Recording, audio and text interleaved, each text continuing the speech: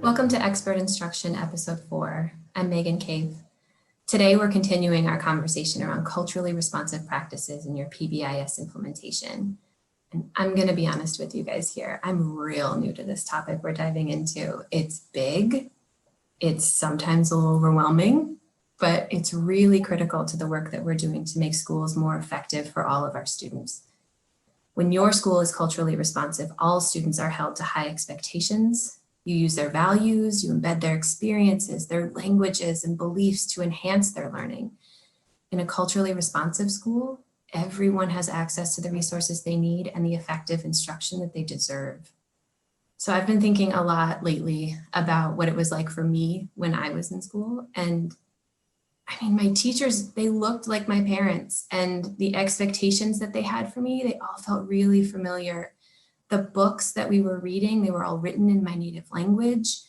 The characters, they often looked like me. It never occurred to me when I was in school that any of my achievement had anything to do with the fact that my school reflected and, I mean, honestly, sometimes centered my Western white culture. My school's culture was never an obstacle that I had to overcome. So I could just show up and just be focused on learning. And what I'm only recently starting to understand is that my experience is not the experience that so many students have in their classrooms today. The work of culturally responsive practices then is to expand the traditional school culture to be inclusive of the diversity of experiences that your students bring with them to school every day, and to see those experiences as assets to build on and not deficits that you need to discipline. Our guest with us today is Athena Vernon. She's a member of the Desert Mountain SELPA Prevention and Intervention Team. She's a lead specialist over there with more than 15 years of experience in the K-12 setting. She's managed multiple expanded learning programs and facilitated professional development trainings. As a prevention and intervention lead specialist, she works as an advisor to K-12 trainers, coaches, and districts that are implementing PBIS. She networks with local community, state, and federal agencies to identify additional resources and support for students, school staff, and families. And before any of that, she's a mom of 2, and she takes that role with her whenever she goes to work with schools. Hey, Athena, thanks for joining us today. Hi, Megan. Hi, I'm glad to have you here. Thanks, I'm glad to be here. Yeah. So today we're talking about culturally responsive practices, specifically within PBIS implementation. So you've been working with schools implementing PBIS for how long now? 15 years, you said? Yes, so 15 years. And at the time, at the beginning of that, I didn't even know we were implementing PBIS. I just know that what we were doing was working. I came to find out later that it was PBIS that we were using. Yeah, right. I think that's kind of it's a similar experience for a lot of people. Yes. Have you noticed that schools have they always had culturally responsive practices as part of their implementation, or is this a new thing that you're seeing schools more focused on lately? I think the term is new. Okay. To be honest, I think the term is new. We've given it a name, but I think the activities, the conversations, the things that you're looking for when you're focusing on cultural responsiveness, those things have been there. I don't know that they've always been consistent, if that makes sense. Sure. I think so. Yeah. So when you do this training with folks, something that I know that you include is a discussion around the difference between school culture and climate. Could you take a little bit of time to tell us a little bit about that difference and why that's important to distinguish? Sure. So about 4 years ago or so, when I really started looking into the term, cultural responsiveness, I did a little research, and one of the things that I kept coming back to were these 2 terms that were being used, interchangeably. Yeah. So we did some work, looking them up, and what we came up, what we found was that culture really was identified as the personality, of the school. So those unwritten rules, those social norms of the school, that was the culture. And the climate was more so the attitude or the mood of the school. And so, they both connect in great ways, but there is a distinction when you're looking at a situation and trying to assess what's going on. It's good to know whether one is the way it's always been, or is this a new temporary thing or a trend that we're dealing with that we need to respond to more quickly, or, embrace it. So culture is something it would align more closely with the way that things have always been, and climate is something that's just sort of coming up now. Definitely. Or another point we make in the training to drive the point even further is that technical or adaptive change. There's going to be one that can happen a little bit quicker and one that's going to take a little bit more time. And you're really going to have to drive home a point to a large group of people, probably even touch their hearts a little bit in order to make some change. So there's definitely a difference between the two. So which one is it that you're talking about? You have to you have to get them to really have a shift, an emotional shift. Is that the culture? It is. That's the culture. It's going to take a little bit longer. That's what makes or breaks that new intervention or initiative. That'll be whether it survives or not, is how people really feel underneath about it and whether they're going to try to make it work. Yeah, I think when you had mentioned the difference in the terms, something that came to my mind was like trying to figure out, how do you know what your culture is? I think with school climate, I think you can talk to people. It's sort of is it like the way that it feels, how you feel when you're in the building is the climate of the school. Yeah. So it kind of seems like you could talk to people and ask them, how does this feel? We have a survey. It's called the School Climate Survey, where you can just ask people questions and kind of get a gauge on how do you feel when you're in the building? Is it working for you? But how do you even get at what is your school's culture? So we use a lot of third points, I'll be honest, in the training, because we don't want to give a sense of our opinions, on others. And so my training partner, Angie, she'll give an example for culture and climate. The shooting that took place at Stoneman Douglas in Parkland. So, that was a horrible thing that happened to them. And they went through a climate of, fear and many other feelings at that time.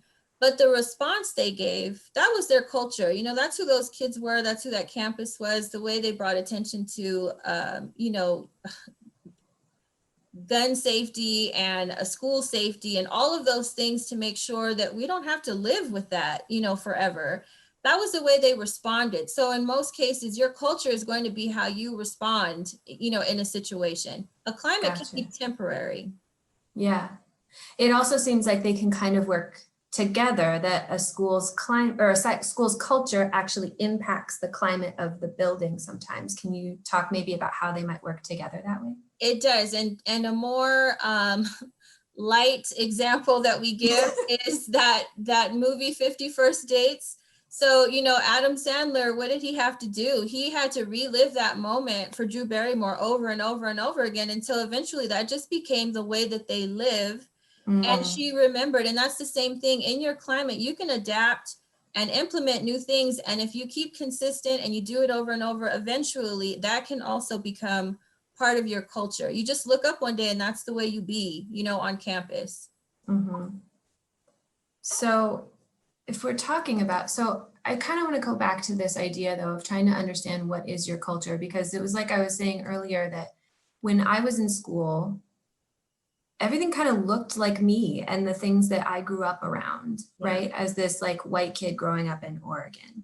And so if I think about the culture of my school now from, years later, I won't say how many years later, but years later, well, I'm looking back at it going, well, of course it worked for me. And it was never something that factored in. I could just show up, I could learn, I could ask my questions the way that I would typically ask questions in my own home. Right. And I could find success in school. So how do we start to talk about what is our culture here as a building? And what are is it the values? Is it the school-wide expectations? What is it that sets the culture of your school? I think it's all of those things. And I appreciate that you brought up the school climate survey, that we're trying to get feedback and we want to know what kids are feeling, and other surveys, we're trying to figure out what staff is feeling and families feeling. I do believe though, if you're going to use the data to make a statement for you, those real life conversations that you have with kids and parents and staff, that's going to be the tone that sits right up under that statement you make with your data. So going in and talking to kids on a regular basis, letting them talk to each other and listening to what they're saying to each other. The same with parents, inviting them into your teams and getting their feedback, getting staff feedback, you know, on a real personal level sometimes. That'll be how you make the disconnect and figure out, or see what the disconnect is and figure out what's actually going on in your campus. There has to be a safe space for that though. You've got to a really safe space for that to happen, and people to feel like, if I tell you what's really on my mind, I'm not going to be, you know, punished for it or looked at differently for it. And that's a tough thing to do, but it's super important, super important. Yeah, it's kind of like you have to, I would imagine that if you're going to ask students to come in and talk to you about like what's really working and not working for them, that you kind of have to let them know, like, I may be your teacher, right? But like right now, I really want us to just talk about like, how is this working for you? Because it's working or it's not working for me. And I really want to know how that's working for you. Are there there have to be ways that you've seen schools do that successfully. Can you talk a little bit about that? So we do have a few examples. I know that activities that we share are really about trying to create some common ground between the kids themselves and, and their teacher. Sure. So we always remind ourselves that kids don't learn, from a teacher that they don't like. Well, we don't want to start the year off, with that in mind. You want to start it off with ways that you guys can have some common ground. And so talking to each other, we encourage circles a lot, ways that they can give some feedback. And in the beginning, there won't be any trust, so you have to build that. One activity a colleague of mine shares is, just a plain paper bag and writing down something that you went through and dropping it in there. You put the bag in the corner of the room, and then at the end of the week, you go through and take a piece out and read it. So kids can see that they have some things in common with their classmates. And then by the end of the year, hopefully you can just say those things out loud. You don't need the paper bag. And the point that we try to make and why that's so important, because it takes you from, walking by a classmate's desk and accidentally knocking a book off, and now being, in a confrontation, to picking the book up and saying, my bad, because I know you a little bit better. Right? Yeah. And so those things are super important. There's so many different ways you can do it, but the more you can generate honest conversation, the better.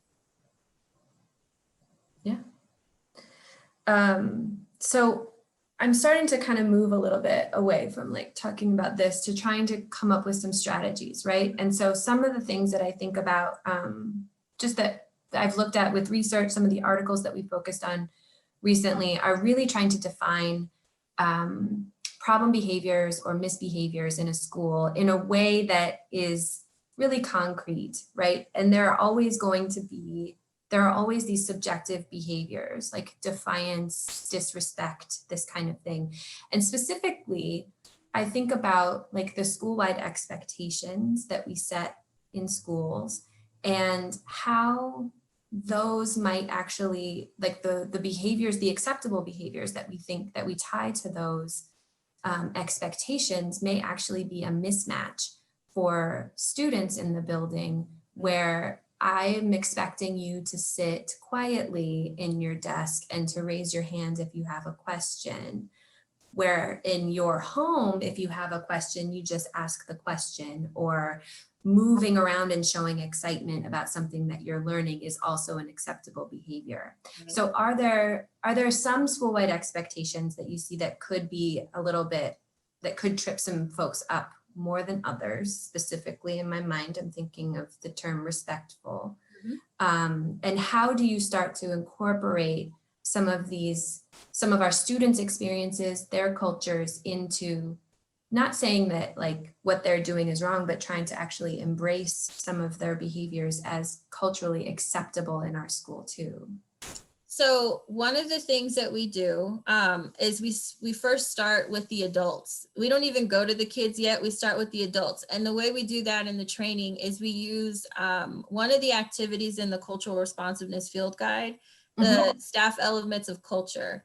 And so we have staff look at things that they used to do, you know, when they were younger, and how their values have changed, and then what their values are now. And the one that we love to bring up is dress code, of course, because teachers don't dress today the way they did, you know, 30, 40 years ago. And if we told them they had to start dressing that way, I think we'd see some behaviors, you know, in the group. And so once we kind of take them from that place to now, what do you see today, you know, with your students? If you told them to be respectful and their idea of being respectful is totally different than yours, then what do you do? You know, what do you do? And so again, we go back to talk to your kids, help them, let them help you understand what the difference is. Write it down, point out the rules on the campus or expectations that they have an issue with or don't understand, and tell them to use their own words, you know, when they explain it. And then embrace some of that language, you know, talk the way they do to as much extent as you can. And let that be the way that you naturally talk to each other. If not, there's always going to be a disconnect between the work you're doing, coming up with those words, you know, those expectations, and what you're actually seeing students do. Can you give an example of something that you saw that was really effective as a team? So you talked about dress code, maybe the example is within that, but anything where you saw like a light bulb go off for staff being like, oh, we've been saying that this is something that they get written up for, and really it's fine. Food. I'll be honest. One of the first ones was food, you know, sharing food. Can we share food on a school campus? Most often, no, you can't. There's allergies and there's all these policies that schools have to take very seriously about sharing food. And so, you know, a lot of what you'll see during lunchtime is making sure that that's not happening. Well, most kids, when they're at home, you don't waste food. You know, you don't. If you want what's left over on your sister's plate, go for it. You don't waste food. Exactly. And so, you know, if that's a matter of being responsible is not to share food, then you can kind of see how there's some conflict there already, because when I go home, that's not the case. And so that's a light bulb moment for some teachers. And then they can put themselves in families' shoes, you know, empathize with how kids can have some conflict there. That's interesting. I hadn't actually thought about food.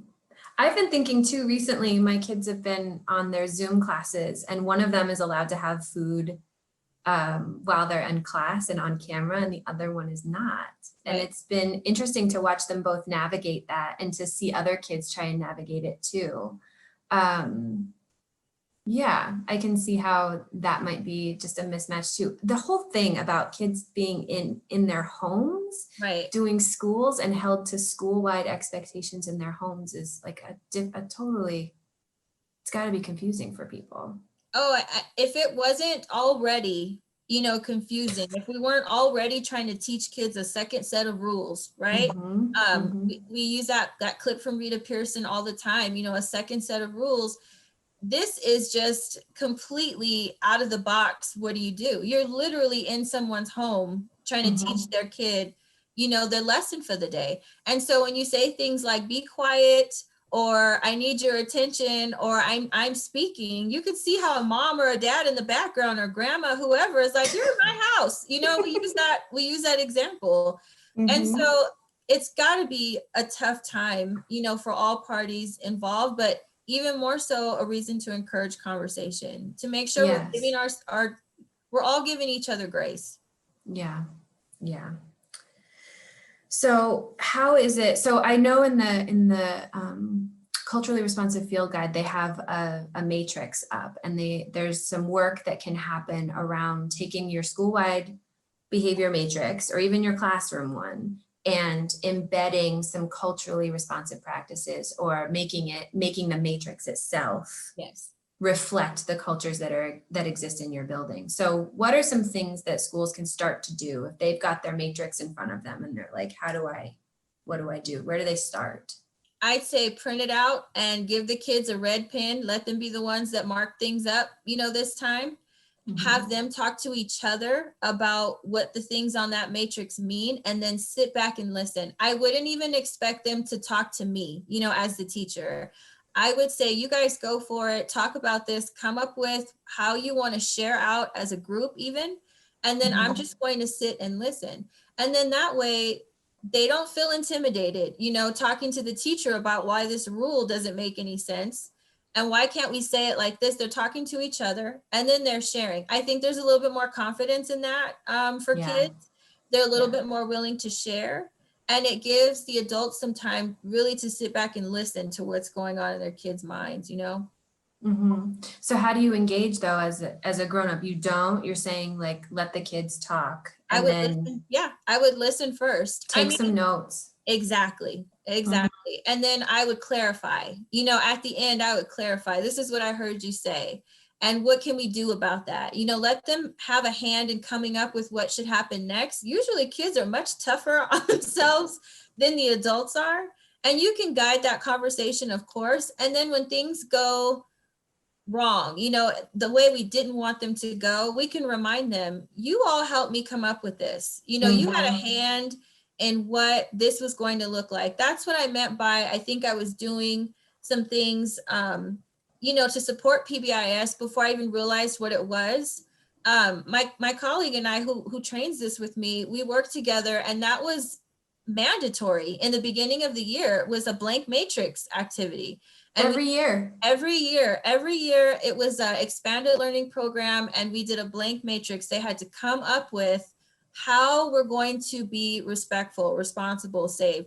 And you tell us what that looks like. And of course we got negative, we got some negative language, and we would say, okay, show me what that looks like if you're not talking or not running. What am I seeing? And then we would say, now what happens if we don't see that? What should happen next for all of you? And as soon as we didn't see it, it was, help me understand. You guys said you could do this. You told me what to do next. How'd we get here?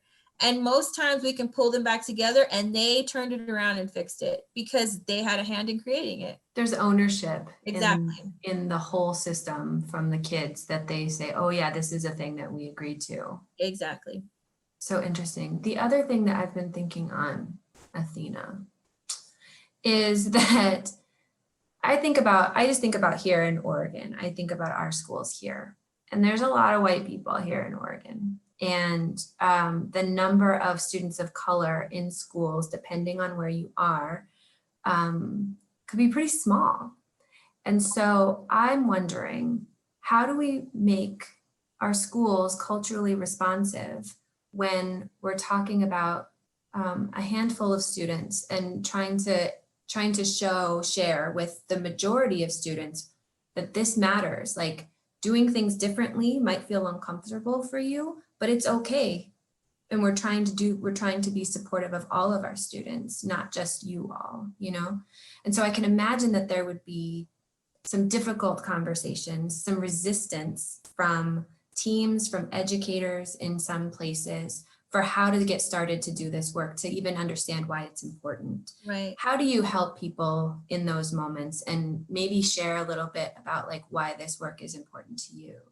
So that's hard to do, I'll be honest. And you always have that, like a pit in your stomach when you walk in and you're going to talk to a team about, something that they noticed in their data. They don't even want to say it out loud, and they call in for help with, how do we respond to this? And there's that moment where you feel like, most folks in the room look at you like you're looking at them as if they're just a little bit racist. I'll be honest, and really trying to get past that moment where I'm not pointing a finger at you. I really want to help you, with this, but we've got to talk about it and not feel embarrassed or, like we can't have this conversation. So what we try to do, and I think I mentioned it, was we use a third point a lot. We'll play more about what that is. So we'll use a video clip. I'll give you an example. We walk through the 3 processes that, encourage, or not encourage, but basically walk you through implicit bias, and how that happens. And so one of them is assumptions, of course. And so one of the clips that we'll play is that classic scene from The Fresh Prince of Bel-Air, where I think Will's just, he's just acting as himself during a really important dinner. And after, Uncle Phil's telling him, why'd you do that? You set out specifically to embarrass me.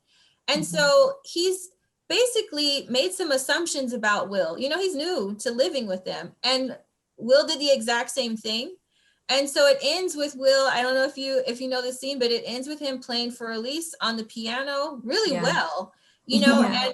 and they both have this moment of, I didn't realize, I made this assumption about you. Those are great moments to start conversation with people. Get them to be super honest, given an experience of their own, and then we lead into how might that affect now how you respond on your campus. Those vulnerable decision points. I know we've talked to teams a lot about that. In a hot moment, you're going to respond the way your culture, the way you're going to respond. And so it does open it up for dialogue. And then we can get past that weirdness and then have some conversation. It lets folks guard down. This is not an attack. It's not just your school site or your district. And then we can do some work, after that. Yeah. Yeah. And I do think that that sharing some data with folks too, so that it isn't, you don't necessarily start from a super personal place, but you do see that there's something going on in our building that needs to be addressed. And then jumping into that personal reflection. Yeah, it can be real awkward. It can be real awkward to like try and jump into these conversations, and it's uncomfortable, but I agree that like getting it started is oftentimes the hardest part. And then once you're in it, everyone's committed to, everyone wants their school to work. They all want students to be engaged in learning. They all want everybody to be successful. Right. And if everybody's working toward a common goal like that, I think it can be okay, to have those conversations. And you hit it on the head, Megan. So sometimes, we'll find ourselves going into the data, looking for something specific and missing a bunch of other things along the way. And then we find the thing that we were looking for and we go back and try to fix it, So if this isn't happening for Black kids on our campus, let's make sure it happens. But then you find yourself in a position where you're doing this thing for the Black kids on campus. Yeah. And then we're back in that same spot. So do that thing for all kids, on campus. Make that just a consistent thing that you do across the board. They're there. They're going to get that, just like everybody else will. And then keep moving in that direction. You see something, you do something for everybody. Yes. Yeah. Yeah. That's the heart of school-wide, right? Like it's everybody. Exactly. Yeah.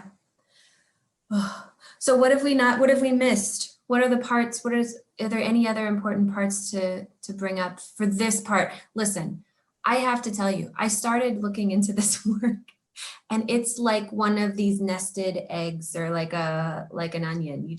There's always something that's like, oh, now it's over here. Oh, now there's more. So I get it. There's a whole lot more. And we're hopefully going to be able to get into that in the next few months as we have some more conversations with people and dig a little deeper into the research. But as far as this goes, as far as like identifying your school's culture and trying to embed some culturally responsive practices into your matrix and your systems, is there more to say that you want to share? I mean, I will say over and over again, so I'm blue in the face, to talk to your kids and talk to your families and talk to your staff, and then be prepared to listen intently and with empathy. But other than that, I think that we really have to push ourselves. Like you said, you've been doing the research. I would just ask, everybody, if you're going to do the research, push yourself to look for information that doesn't just validate what you already believe, but that challenges those beliefs sometimes. Be open to the thing that pushes back on what you believe you already know. Because guaranteed you're going to be in a situation where you have to make a decision either for or with somebody who has that belief.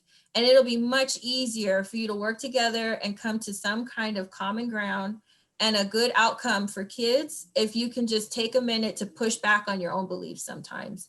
It makes a world of difference.